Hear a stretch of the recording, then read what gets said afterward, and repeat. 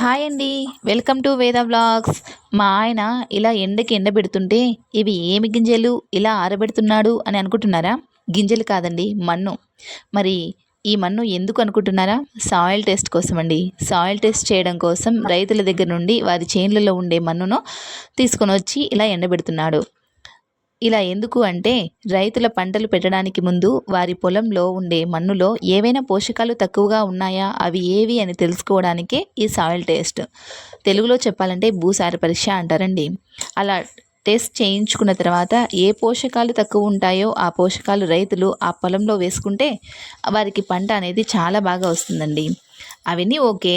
మరి ఈ మన్ను ఇంటి దగ్గర ఇలా ఎందుకు ఆరబెడుతున్నారు అనుకుంటున్నారా? ఏమీ లేదండి. నిన్న మొన్న వర్షం అయితే బాగా పడింది కదా.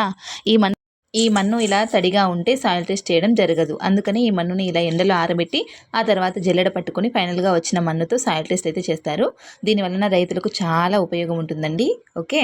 చేతగాదు అనుకుంటే విల్లు వినవలేడుగా శ్రీరాముడు సైతం మనసుంటే కనపడదా ఏదో మార్గం కసి ఉంటే జతపడదా నీతో ధైర్యం ఓరిమే నీ బలం లోకమే నీ వశం చేయరా